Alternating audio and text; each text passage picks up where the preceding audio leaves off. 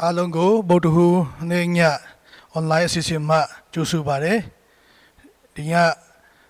保护人家 online 事情嘛，包含到他那朝天都天那面阿龙哥到那个，哦，危机个呢，别批评，那 online 个呢别批评，这事情个技术呢，类阿龙也许那么偏到失败嘞。有時睇報嘛，譬如話大約講住俾把聲，落地間呢，比如嘛，蘇門講當俾把咧，พระมาส่งเนี่ยเนี่ยสิ่งอารมณ์ก็พิจารณาสิ่งมาสักอันนั้น比如嘛，สุดท้ายสิ่งอภิเษกอยู่ใจยาวแต่สิ่งเราไม่ต้องทิ้งเยซูพิจารดีเงี้ยดีสิ่งนั้นด้วยกุโรเจสุเต็มบาร์แต่ก็บาลงมาโควิด-19 จ้าพิจารณามาว่าพิวกูเวชินเลยมาชิมปานัยเป็นเนี่ยรู้สึกรู้เว้ยเลยพิวรู้เลยไม่ยากเป็นเนี่ยจันทร์ดีโฮมเซลด้วยก็สักก็ลงไปบีโรมาในเขียดงยาเลยดีเงี้ยมาเลยทำมันบีโรมาออนไลน์มีเดียมีเอาตรงอยู่ชิอาเพ่ก็พิจารณาก็ปฏิยาโรวิ่งหานั่นจะดูขึ้นก็เปโรจังนามาโรชิมันบาร์ดีเงี้ยมาก็พิจารณาก็ปฏิอาเพ่คงอาเพ่เมื่อเสียทุนเนี่ยเป็นสิ่งมุปมาตลอดตุยตัดตาปมาตลอดโหจามุปมาตลอดจานาโดตุอาลุงยตัดตาตัวทุเบกองจีเมงลาพิเศษบีวิ่งคงอามีพิเศษโรมูบาสลับบีโรมานาทางโดตุอาลงอปมาเลยสลับบีกองจีเบบีลัมเปียผู้สองโดมูบาเชิงนายอาลงกรพิอาชินีลัดโดนอันนั้นเนี่ยอายาคัดติ้งดีกรพิอาชินีนังกันโดเชฟยันบีบุญโนทิ้งชาพูดด้วยพิเศษบามีเจ้าแต่เขียนเยซูกุโรยนามากุมีผิวเล็กอยู่ที่เลเมสวาสุดทางจาบาอีอาเมดีเงี้ยมาจันทร์ด้วยอาลงกุนกปฏิยาโรอาเพียคงอาเบเมตุกาโรแต่ข้าโดยเสียทุนเพียบาร์เสียทุนหาสรุปสิ่ง Joy Local Church มา Church Pastor เพียบีโรมาโลวันมาดิสติกมาเลเวดิสติกရဲ့အတွင်းရေးမှုတာဝန်ကိုထမ်းဆောင်ပြီးတော့မှဖျားရမှုတော်ကိုအစေခံနေတဲ့လူဖြစ်ပါတယ်ဒီနေ့ဒီညမှာလည်းပဲမဟာမလတ်ဘေးနဲ့ဒီလိုမျိုးနှုတ်ကပတရားတော်ဝင်ငါဖို့အတွက်အချိန်ပေးနိုင်တဲ့အတွက်ကြောင့်လည်းအထူးပဲကျေးဇူးတင်ပါတယ်ဆရာအပေါ်မှာတော်လကောမိသားစုအပေါ်မှာတော်လကော Joyတင်းတို့တင်းသားများအားလုံးပေါ်မှာဖျားရှင်ထပ်မံပြီးတော့မှတိတပိုင်ကောင်းချီးပေးပါစေလို့လည်းဒီကနေ့ပြောကြားလိုပါတယ်ကိုချိန်မှာတော့ဆရာထွန်းထွန်းကိုအားလုံးဝမ်းမြောက်ဝမ်းသာနဲ့ယေရှုနာမဖြင့်ကြိုဆိုကြရအောင်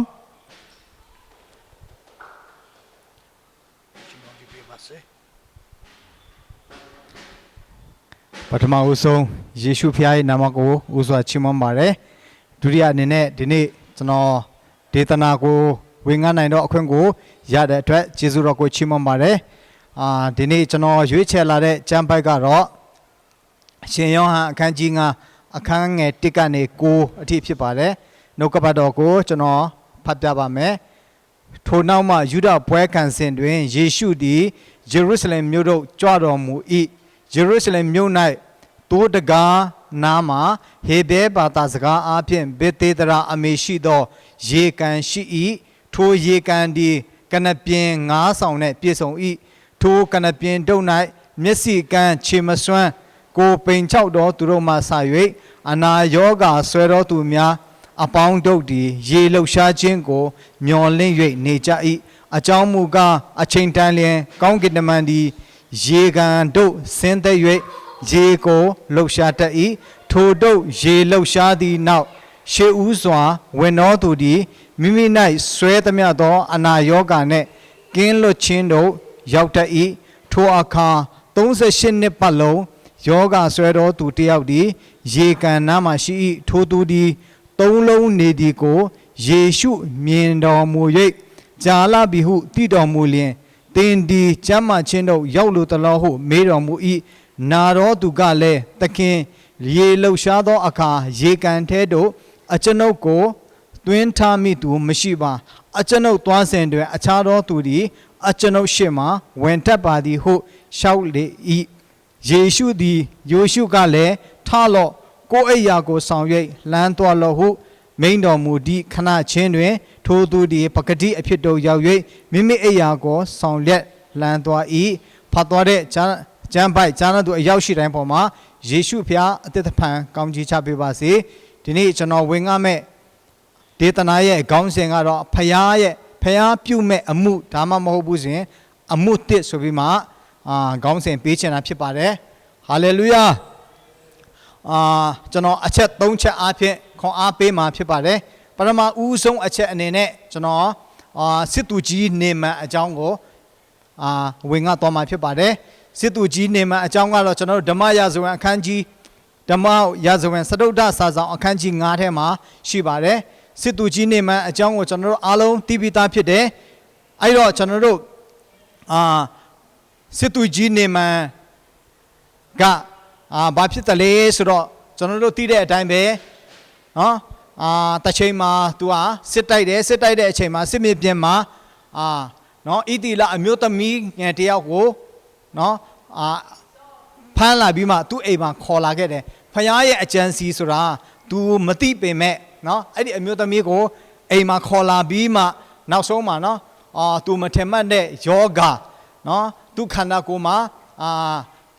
ဆေးကြောင့်မပြောင်းနိုင်တဲ့ယောဂတစ်ခုရှိလာတယ်အဲ့ဒီအရာကတော့သူ့ခန္ဓာကိုယ်မှာ तू လုံးဝမမျော်လင့်ထားတဲ့နူနာဖြစ်တယ်အဲ့တော့ကျွန်တော်တို့ဓမ္မဟောင်းတည်းရဲ့ပြည့်ညတ်တော်အတိုင်းဆိုရင်ခန္ဓာကိုယ်ပေါ်မှာအဲ့ဒီနူနာရှိမယ်ဆိုရင်ယာထူးဘလောက်ပဲကြီးကြီးစီးစိမ်အောက်စာဘလောက်ပဲကြီးကြီးသူဟာနော်မြို့ပြင်ကိုထုတ်ချင်းကိုခံရမှာဖြစ်တယ်အဲ့ဒါကြောင့်ဘယ်သူမှမသိပေမဲ့သူ့မှာသူတယောက်တည်းကျိမ့်မိတ်ပြီးမှနော်တောကရောက်နေတဲ့အချိန်မှာသူ့ရဲ့အခက်အခဲကိုဘသူကသိတယ်လဲဆိုတော့အဲ့ဒီဣသေလအမျိုးသမီးငယ်ကသိတဲ့အခါမှာသူ့တခင်ကိုသူကအကြံဉာဏ်ပေးလိုက်တယ်ဣသေလတိုင်းပြည်မှာဖယားရဲ့လူဖယားအသုံးပြုတဲ့လူတယောက်ရှိတယ်သူ့စီမှာသွားလိုက်ပါလားဆိုပြီးမှအကြံပေးခဲ့တယ်အဲ့ဒါနဲ့သူလဲနောက်ဆုံးကြတော့ဘာပဲဖြစ်ဖြစ်သွားမယ်ဆိုပြီးမှနော်ဣတိလအတိုင်းပြည်ကိုသွားတယ်သွားပြီးမှဘသူစီကိုသွားတာလဲဆိုတော့ကျွန်တော်တို့သိတဲ့အတိုင်းပဲအဲလိရှဲနော် prophet Elisha စီကိုသွားတယ်သူ့အထင်ကတော့prophet Elisha စီရောက်တဲ့အခါကျရင် prophet Elisha ကနော်သူဟာစစ်သူကြီးဖြစ်တဲ့အတွက်သူ့ကိုကောင်းကောင်းမွန်မွန်ကြိုးဆိုမယ်သူ့ကိုကောင်းကောင်းမွန်မွန်အခမ်းမယ်နော်နေရာထိုင်ခင်းဘာညာပေးမယ်ဆိုပြီးမှသူအထင်လဲရှိမယ်ဒါပေမဲ့သူထင်တယ်လို့မဟုတ်ပဲနဲ့နောက်ဆုံးမှာနော်သူနော်Elisha ကသူ့ကိုထွက်ပြီးတော့မတွေ့ဘူးသူ့တပည့်ကိုခေါ်ပြီးမှနော်စကားပါလိုက်တယ်ဘယ်လိုမျိုးစကားပါလိုက်တယ်လဲဆိုတော့အဲ့ဒီယောဂနဲ့ပတ်သက်ပြီးမှဘယ်နေရာကိုသွားရမလဲဆိုတော့ယောဒန်မြစ်ကိုသွားရမယ်ယောဒန်မြစ်မှာဘာလုပ်ရမလဲဆိုတော့နော်9ကြိမ်တိရင်နေချင်းခံရမယ်နော်အဲ့ဒီအချိန်မှာ तू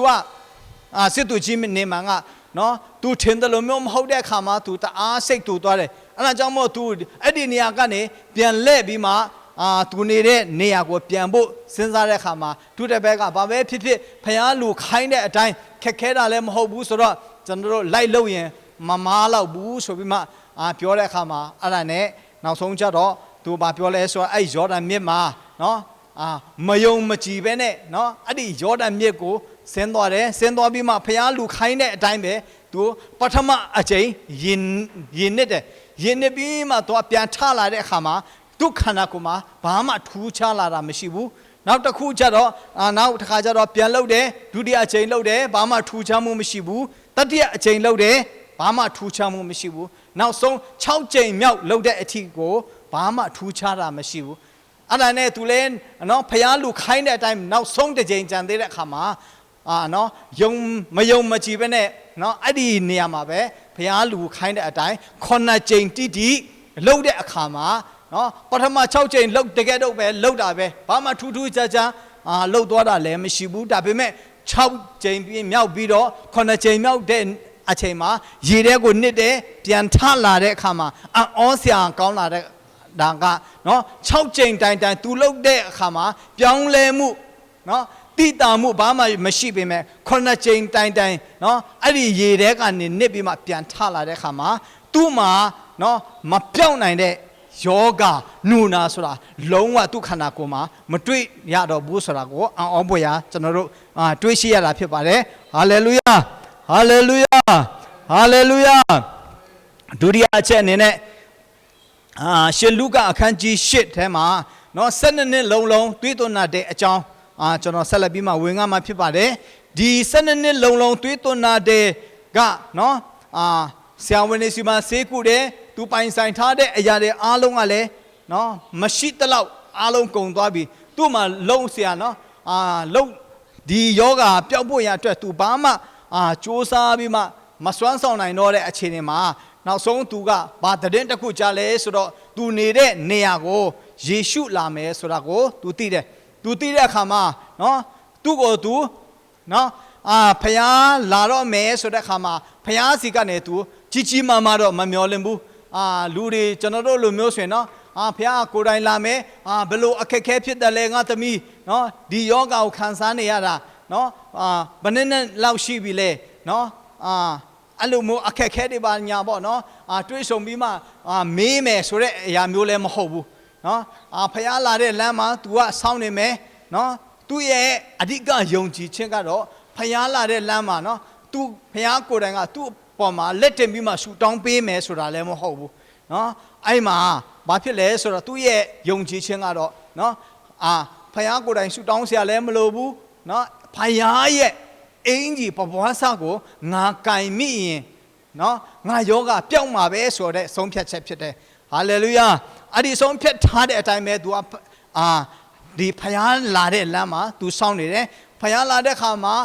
လူအုပ်ကြီးကြတဲ့မှာ तू မရမကခက်ခဲနဲ့နော်ဖယားရဲ့အင်ကြီးဘဝဆောင်ကို तू ကင်မိတဲ့ခါမှာအောစရာကောင်းတာကဖယားရဲ့ဘုံတကောအဲ့ဒီအချိန်မှာနော်ထွက်သွားတာတွေ့ရတယ်အဲ့ဒါနဲ့ဖယားကနော်သူ့ရဲ့ခန္ဓာကိုယ်ဓာတ်လိုက်တယ်လို့မျိုးခံစားရပြီးမှနော်လူတယောက်ကငါ့ကိုတိုးထိမိတယ်ငါ့ကိုတိုင်းမိတယ်ဆိုပြီးမှသူ့တပည့်တွေကိုပြောလိုက်တဲ့အခါမှာသူ့တပည့်တွေကဖယားရဲ့စကားကအံ့ဩစရာကောင်းတယ်နော်ဘာဖြစ်လို့လဲဆိုတော့သူတို့တွေကဒီလူအုပ်ကြီးနဲ့တွန်းလာတာဖြစ်တဲ့အတွက်လူတယောက်ထဲနဲ့တောင်တိုက်မိတာမဟုတ်ဘဲနဲ့လူအများကြီးနဲ့သူတို့တိုက်မိတာဖြစ်တယ်အဲ့ဒါကြောင့်မလို့ဖယားပြောတဲ့စကားကသူတို့အတွက်အထူးဆန်းတခုဖြစ်တယ်တကယ်တမ်းကျတော့အထူးဆန်းမဟုတ်ဘူးဒီနေ့ကျွန်တော်တို့လည်းဒီသွေးသွန်းနာတဲ့ကဲ့တော့ပေါ့နော်ဖယားနဲ့တူထီမိတဲ့လူအများကြီးရှိမှာပဲဒါပေမဲ့ဖယားရဲ့တကောဟာထွက်ချင်မှထွက်မှာဖြစ်တယ်အဲ့ဒါကြောင့်မလို့ဒီနေ့ဒီသွေးသွန်းနာတဲ့ရဲ့အဓိကကသူ့ရဲ့မျောလင့်ခြင်းကနော်လူတွေမျောလင့်တဲ့ပုံစံမျိုးမဟုတ်ပဲနဲ့နော်သူ့ရဲ့မျောလင့်တဲ့အရာကထူးဆန်းတယ်ဆိုတဲ့အရာကဒီနေ့ကျွန်တော်တို့ဒုတိယအချက်အနေနဲ့ပြောချင်တာဖြစ်တယ်တတိယအချက်အနေနဲ့ကျွန်တော်တို့ခုနကျွန်တော်ဖတ်သွားတဲ့ကျမ်းပိုက်ထဲမှာရှင်ယောဟန်အခန်းကြီး9ထဲမှာဘက်သေးဒရာအိုင်ပေါ့နော်ဘက်ဆိုင်ဒါကန်နော်ကျွန်တော်တို့အားလုံးသိပြီးသားဖြစ်တယ်နော်အဲ့ရေအိုင်မှာအဲ့ဒီနော်ကျမ်းမာခြင်းတဲ့လူကဘယ်နှစ်တောင်ဆောင်းရလဲဆိုတော့38နှစ်တိုင်ဆောင်းရတာဖြစ်တယ်အဲ့တော့ကျွန်တော်တို့အနေနဲ့တမန်ကာရှန်ကာစဉ်းစားကြည့်မယ်ဆိုရင်နော်ဒီ38နှစ်ဆိုတဲ့အတိုင်းတာကနည်းနည်းနော်မဟုတ်ဘူးနော်အဲ့ဒါကြောင့်မလို့ဒီဘက်ဒီဒရာအိုင်ကိုကျွန်တော်ဘယ်လိုမျိုးဘာသာပြန်ချင်လဲဆိုတော့ကျမ်းမာခြင်းအိုင်ဆိုပြီးမှကျွန်တော်ဘာသာပြန်ချင်တာဖြစ်တယ်နောက်ပြီးတော့ကျွန်တော်တို့ဒီနေရာမှာဘာထူးခြားတာတွေ့ရတယ်လဲဆိုတော့နော်ကျမ်းစာကအဲ့ဒီပုဂ္ဂိုလ်ကဒီရေကန်နားမှာ38နှစ်နေတယ်ဆိုတာကိုတော့နော်ဘုရားကိုယ်တိုင်ကသိတယ်ဘုရားကိုယ်တိုင်သိပြီးသူနာရောက်တဲ့ခါမှာအံ့ဩစရာကောင်းတာကဘုရားကအဲ့ဒီလူနာကိုဘယ်လိုမျိုးလဲဘယ်လိုမျိုးမေးလိုက်တယ်လဲဆိုတော့ကျမ်းမာလို့တလောဆိုပြီးမှမေးလိုက်တာဖြစ်တယ်အဲ့တော့ကျမ်းအိုင်လည်းရှိတယ်လူနာလည်းရှိတယ်ဘုရားကဘာဖြစ်လို့ဒီလူနာကိုဒီမလိုအပ်တဲ့မေးခွန်းကိုမေးနေတာလဲဆိုပြီးမှပြောစရာရှိတာပေါ့နော်အဲ့ဒီလိုမျိုး तू မေးလိုက်တဲ့ခါမှာအဲ့ဒီလူမမာနော်မကျမ်းမာတဲ့ပုံကိုကလည်းဖယားမေးတဲ့ဟာကိုနော်ကျွန်တော်ကျမ်းမာချင်ပါတယ်ဆိုပြီးမှ तू ကလုံးဝမဖြေခဲ့ဘူးဘယ်လိုမျိုးဖြေခဲ့တယ်လဲဆိုတော့နော်ရေလှုပ်ရှားတဲ့အခါမှာသူ့ကိုရေထဲကိုပို့မဲ့သူမရှိဘူးဆိုပြီးမှနော်ဖယားမေးတဲ့အရာနဲ့ तू ဖြေတဲ့အရာကစမ်းကျင်တယ်လို့မျိုး तू ကဖြေခဲ့တာဖြစ်တယ်ဒါပေမဲ့တကယ်တမ်းကျတော့ဒီအရာအလုံးကိုပြန်ပြီးမှချုပ်ကြည့်မယ်ဆိုရင်နော်ဒီမေခွန်းနှစ်ခုဟာလုံးဝမစမ်းကျင်ဘူးဘာဖြစ်လို့လဲဆိုတော့ဖယားက तू ပြုတ်လို့တဲ့အမှုကို तू ပြောတာဖြစ်တယ်ဒါမှမဟုတ်အဲ့ဒီမကျမ်းမာတဲ့လူကလည်းသူ့ရဲ့ခံစားချက်သူ့ရဲ့ဇာတိခံစားချက်ကိုဖယားကိုပြောခဲ့တာဖြစ်တယ်အဲ့ဒါကြောင့်လို့ဒီနေ့ခုနကျွန်တော်ပြောသလိုပေါ့နော်ဘက်သေးတရာအိုင်ဆိုတဲ့အခါမှာကျွန်တော်ကကျမ်းမာခြင်းအိုင်ဆိုပြီးမှအတိတ်ပဲပြန်ချင်တာဖြစ်တယ်ကဲဟုတ်ပြီကျွန်တော်တို့ဒီအိုင်နဲ့အဲ့ဒီအိုင်နာမှာအဲ့ဒီလူမမာကလည်းရှိတယ်ဥပမာပြောမယ်ဆိုအိုင်နဲ့အဝေးကြီးနေတာမဟုတ်ဘူးအဲ့ဒီတော့အဲ့ဒီအိုင်နာမှာအဲ့ဒီပုံကိုကဘယ်နှစ်နေရတယ်လဲဆိုတော့38နှစ်လုံးနေတာဖြစ်တယ် ဒီတိုင်းကျွန်တော်တို့စဉ်းစားကြည့်မယ်ဆိုရင်တရက်မှာနော်တနာရီမှနိုင်ပေါင်းနော်မိနစ်60ရှိတယ်နော်တနေ့လုံးကြည့်မယ်ဆိုရင်နော်24နာရီဆိုတော့ကျွန်တော်တို့တစ်နှစ်မှာနော်ရက်ပေါင်း360လောက်ရှိတာအဲ့တော့ရက်ပေါင်း360ဆိုတဲ့အခါမှာ300နော်ဒီလူက38နှစ်လုံးစောင်းတယ်ဆိုတဲ့အခါမှာနော်ရေကန်နဲ့အဝေးကြီးလည်းမဟုတ်ဘူးရေကန်နဲ့အဝေးကြီးလည်းမဟုတ်ဘူးရေကန်ကနော်သူ့အနားမှာနေနေတာအဲ့တော့တကယ်တမ်းစဉ်းစားကြည့်မယ်ဆိုရင်ဒီလူကနော်ရေကန်နားမှာလည်းနေတယ်နော်ကျမ်းမာခြင်းအိုင်လည်းသူ့အနားမှာရှိတယ်ဘာဖြစ်လို့နော်38နှစ်လုံးဒီယောဂါကနေဘာဖြစ်လို့မပြောက်တာလဲဆိုတဲ့အရာကပို့ပြီးမှအံ့ဩစရာဖြစ်တယ်နောက်ပြီးမှဒီလူကိုစဉ်းစားကြည့်မယ်ဆိုရင်နော်38နှစ်လုံးကျမ်းမာခြင်းကိုတီးခံပြီးဘာဖြစ်လို့ဒီလောက်ထိတောင်စောင်းနိုင်တာလဲဒီနေ့စောင်းတယ်ဆိုတဲ့အရာကကျွန်တော်တို့ကိုယ်တိုင်လဲစောင်းဖူးတာပဲနော်9မိနစ်စောင်းရတာတော့တီးမခံနိုင်ဘူးတနားရီလောက်စောင်းလာတော့တီးမခံနိုင်တဲ့လူဖြစ်တယ်အဲ့ဒါကြောင့်မို့ဒီလူက38နှစ်လုံးဒီနေရာမှာစောင့်နိုင်တယ်ဆိုတဲ့အရာကဒီတိုင်းစဉ်းစားကြည့်မယ်ဆိုရင်အမတန်မှနော်ထူးခြားတဲ့အရာဖြစ်တယ်အဲ့ဒါကြောင့်မို့ကျွန်တော်တို့ဒီရေကန်ရဲ့အဓိကပေါ့နော်ကျမ်းမာခြင်းအတွက်ကျွန်တော်တို့ကျမ်းမာခြင်းကိုရချင်တယ်ဆိုရင်ဒီကန်ရဲ့အဓိက formula ကနော်ဘာတွေလဲဆိုတော့နော်ရေရှိရမယ်ကောင်းကင်သမန်ရှိရမယ်ကောင်းကင်အဲ့ရေလှုပ်တဲ့အချိန်မှာကောင်းကင်နော်ရေလှုပ်တဲ့အချိန်မှာအဲ့ဒီရေတဲကိုကျသွားတဲ့လူကကျမ်းမာခြင်းကိုရမှာဖြစ်တယ်အဲ့ဒါကြောင့်မလို့နော်ဒီကျမ်းမာခြင်းအိုင်ထဲမှာ38နှစ်လုံးဆိုတဲ့အခါမှာနော်နှစ်စကနေကြည့်လိုက်နော်ဒီလူရဲ့ခံစားချက်ကကျွန်တော်တို့နားလည်နိုင်မှာမဟုတ်ဘူးဘာဖြစ်လို့လဲဆိုတော့ဒီလူကနော်သူကိုယ်တိုင်ကျမ်းမာခြင်းလို့လာတာဖြစ်တယ်အဲ့ဒီရေအိုင်မှာနော်ကျမ်းမာတဲ့လူတွေကိုလာကြည့်ဖို့လာတာလည်းမဟုတ်သူကိုယ်တိုင်ကိုကကျမ်းမာခြင်းလို့ဒီအိုင်နားမှာစောင့်နေတာနော်သူ့ရှေ့မှာလူတွေကရောက်သွားပြီးမှကျမ်းမာသွားတယ်ဆိုတဲ့အရာတွေကိုသူကဝမ်ပန်တတာနဲ့လက်ခုပ်တီးဖို့လာတာလည်းမဟုတ်ဘူးအဲ့ဒါကြောင့်မို့အဲ့ဒီအရာကိုကြည့်ပြီးမှနော်ကျွန်တော်တို့လို့ဆိုရင်နော်ဖယားသခင်မှရှိရလားနော်သူပြောခဲ့တယ်လို့ပေါ့နော်ဒီအိုင်နော်လှုပ်ရှားတဲ့အခါမှာသူ့ကိုနော်ဒီအိုင်ထဲမှာပို့မဲ့သူမရှိဘူးဆိုပြီးမှသူ့ရဲ့ခံစားချက်ကဘယ်လောက်ထိပြင်းထန်မလဲနော်ဒါပေမဲ့ဒီပုဂ္ဂိုလ်ကအဲ့တိုင်းပဲစောင့်နေတာဖြစ်တယ်နော်အဲ့လိုမျိုးသူစောင့်နေတဲ့အခါမှာနောက်ဆုံးခုနကျွန်တော်တို့ဒီကံရဲ့ formula အတိုင်းပဲသူ့ရဲ့38နှစ်လုံးသူ့ရဲ့အတွေ့အကြုံကနော်ဒီကျမ်းမာခြင်းကိုငါရချင်တယ်ဆိုရင်ကောင်းကင်သမန်ရှိရမယ်ရေရှိရမယ်ရေလှုပ်ရမယ်ဒီရေတဲကိုရောက်သွားမှသာလေငါကကျမ်းမာခြင်းကိုရနိုင်မယ်တခြားနည်းလမ်းနဲ့ဆိုငါကျမ်းမာခြင်းကိုရနိုင်မှာမဟုတ်ဘူးဆိုပြီးမှသူ့ရဲ့38နှစ်လုံးသူ့ရဲ့ဘေးဆက်မှုဖြစ်တယ်ဒါပေမဲ့ဒီနေ့ကျွန်တော်ပြောချင်တာကတော့ယေရှုက तू ကသူ့အနာကိုလာတဲ့အခါမှာဘာပြောလိုက်လဲဆိုတော့အံ့ဩစရာကောင်းတာကသင်ကျမ်းမာလို့တလို့ဆိုပြီးမှမေးလိုက်တယ်ဖြစ်တယ်ဟာလေလုယာဟာလေလုယာဟာလေလုယာအဲ့မှာ तू မေးလိုက်တဲ့အတိုင်းပဲเนาะကျွန်တော်တို့အခုဆိုရင်เนาะကျွန်တော်ဏီကုံအချုပ်အနေနဲ့ပြောတော့မှာဖြစ်တယ်เนาะကျွန်တော်တို့ဒီနေ့ကောင်းကြိုက်တာလေးတောင်ကျွန်တော်တို့ဆေးမတောက်ပဲနဲ့မပြောင်းနိုင်ဘူးလောကကြီးမှာเนาะဆေးမတောက်ပဲပျောက်တဲ့ယောဂတစ်ခုမှမရှိဘူးဒါပေမဲ့ယေရှုက38နှစ်လုံးမပြောင်းနိုင်တဲ့ယောဂကိုနော်အဲ့ဒီလူနာကိုနော်သူ့အနာကိုလာပြီးမှဘယ်လိုမျိုးလိုက်မေးလိုက်လဲဆိုအသင်ကျမ်းမာလို့တလို့ဟာလေလုယာဟာလေလုယာဟာလေလုယာအဲ့လိုမေးလိုက်ပြီးမှနော်သူ့အပေါ်မှာလက်တင်ပြီးမှလည်းဆူမထောင်ပြဘူးသင်အိယာကိုလိတ်ပြီးမှထလန်းသွားလို့ဆိုတဲ့အချိန်မှာ38နှစ်လုံးမပြောင်းနိုင်တဲ့ယောဂဟာပျောက်တော့တယ်ဆိုတာကျွန်တော်တို့တွေ့ရတာဖြစ်တယ်ဟာလေလုယာဟာလေလုယာဟာလေလုယာအဲ့ဒါကြောင့်မို့ကျွန်တော်ပြောချင်တာကဒီနေ့ကျွန်တော်တို့ဒီ38နှစ်လုံးသူကိုယ်တိုင်ကနော်ငါကတော့ဒီယောဂဒီလောက်တော့ခံစားနေရတာနော်ဒီယောဂပျောက်ဖို့ရအတွက်ဒီ website ရေခံမှာငါသွားမှအဲ့ဒီနေရာမှာနေမှငါပျောက်မယ်ဆိုပြီးမှ လူအနေနဲ့ तू ကရွေးချယ်ခဲ့တာဖြစ်တယ်တကယ်တမ်းကျတော့ तू ကရေကန်နားမှာနေပေမဲ့နော်အဲ့ဒီရေအားဖြင့် तू ပျောက်ကင်းခြင်းမရခဲ့ဘူးနော်အဆုံးသတ်မှာပြောရမယ်ဆိုရင်နော်ရေလူများ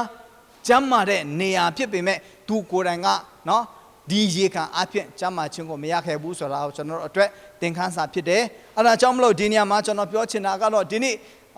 ဒီ38နှစ်လုံးသူ့မှာအယိုးဆွဲနေတဲ့အရာကမနဲ့အဲ့ရာထားကနေမိုးချုပ်ထိသူမြင်နေတဲ့အရာကဘာဖြစ်လဲဆိုတော့ကျမ်းမာခြင်းဆိုတာကဘယ်လိုမျိုးရှိမှရနိုင်မလဲဆိုတော့နော်ရေရှိရမယ်ကောင်းကင်သမားရှိရမယ်အဲ့ဒီရေကိုလုံမသာလျင်နော်အဲ့ဒီကိုရေလုံတဲ့အချိန်မှာနော်တပြိုင်နက်တည်းအဲ့ဒီရေထဲကိုရောက်သွားတဲ့လူသားလျင်ကျမ်းမာခြင်းရနိုင်မယ်ဆိုတာဒါသူ့ရဲ့အတ္တသူ့ရဲ့38နှစ်လုံးပေးဆက်တာဖြစ်တယ်ဒါပေမဲ့ကျွန်တော်ဒီနေ့ခွန်အားပေးချင်တာကတော့နော်ဒီနေ့ကျွန်တော်တို့မဖြစ်နိုင်ဘူးဆိုတဲ့အရာတွေအားလုံးကိုဒီနေ့ကျွန်တော်တို့ယေရှုဖခင်ကဖယ်ရှားပေးချင်တာဖြစ်တယ်ဟာလေလုယာဟာလေလုယာဟာလေလုယာတကယ်တမ်းကျတော့ဖခင်ကတင်းဤဖျားကိုလိပ်ပြီးမှသွားလမ်းသွားလို့ဆိုတဲ့အခါမှာနော်ယောဂါတော့ပျောက်သွားပြီတကယ်တမ်းကျတော့ဖခင်ပြောတဲ့အရာနဲ့နော်သူခံစားနေရတဲ့ယောဂါနဲ့ဘာမှမဆိုင်ဘူးဒါပေမဲ့နော်ဖခင်ပြောပြီဆိုရင်မဆိုင်တာဘာမှမရှိဘူးဟာလေလုယာဟာလေလုယာအဲ့ဒါကြောင့်မလို့ကျွန်တော်တို့အတွက်အဓိကလိုအပ်တဲ့အရာကတော့ဖခင်ပဲဖြစ်တယ်ဟာလေလုယာဟာလေလုယာဟာလေလုယာအဲ့ဒါကြောင့်မလို့ကျွန်တော်နော်ခေါင်းစဉ်မှာပြောခဲ့တယ်လို့မျိုးပဲဒီနေ့ဖခင်ပြုတ်ချင်တဲ့အမှုကဘာလဲဆိုတော့နော်အမှုတစ်ဖြစ်တယ်ဟာလေလုယာဟာလေလုယာဒီနေ့ကျွန်တော်ရဲ့အသက်တာမှာဖခင်စီကနေကျွန်တော်တို့တခြားမမျော်လင့်ရဲဘူးဆိုရင်တော့ကျွန်တော်တို့မျော်လင့်ဖို့ကတော့နော်အမှုတစ်ဖြစ်တယ်ဟာလေလုယာကျွန်တော်အသက်တာမှာဖြစ်ခဲ့သမျှအရာအားလုံးဖခင်မပြုတ်ဖူးတဲ့အမှုမရှိလောက်အောင်ကျွန်တော်တို့အသက်တာမှာဖြစ်ပါတယ်ဒါပေမဲ့နော်ဖခင်ပြုတ်မဲ့အမှုကအမှုတစ်ဖြစ်တယ်ဆိုတာကိုဒီနေ့ခွန်အားပေးချင်တာဖြစ်ပါတယ်ဇာနာသူအရောက်ရှိတိုင်းပေါ်မှာယေရှုဖခင်ကောင်းချီးထားပေးပါစေဆုအနေငယ်တောင်းပါမယ်။အိုအနန္တတကုရှင်ယေရှုဖျားယေရှုတော်ကိုချီးမွမ်းပါတယ်။အိုကိုတော်ဂတိတော်ဖြစ်တဲ့ဟာလေလုယာကောင်းငင်နဲ့မြေကြီးမတီတော့လဲငါဤစကလုံးတလုံးတပြားရမြမပြောင်းမပြတ်ရဆိုတဲ့ကိုတော်ဤဂတိတော်တာဒီနေ့ဖတ်သွားတဲ့ရှင်ယောဟန်အခန်းကြီး9ထဲမှာကိုတော်ဤနှုတ်ကပတ်တော်ဒီဟာလေလုယာဘယ်တော့မှမပြောင်းမပြတ်ဘူးလေထဲမှာဟာလေအောပွေရအမှုကိုပြုတ်ပြီးဖြစ်တဲ့အတွက်ယေရှုတော်ကိုချီးမွမ်းပါတယ်။ဒီနေ့ဤဒေသနာကိုကျမ်းနာသူအရောက်ရှိတိုင်းပေါ်မှာချီးနှောင်မှုအလုံးစုံကနေကိုတော်ဒီလွတ်မြောက်ခြင်းပေးသနာတော်မူပါ။ကိုတော်ဤအောပွေရအမှုကိုသူတို့အပေါ်မှာတက်ရောက်စေတော်မှာကိုတော်ဤဘုန်းတော်ထင်ရှားဖို့အတွက်သာဖြစ်စေတော်မှာယေရှုတော်အပေါင်းကိုရည်တွက်ခြင်းဝင်ယေရှုနာမ၌ဆုတောင်းပါ၏။အာမင်။ How marvelous, how wonderful, and my song shall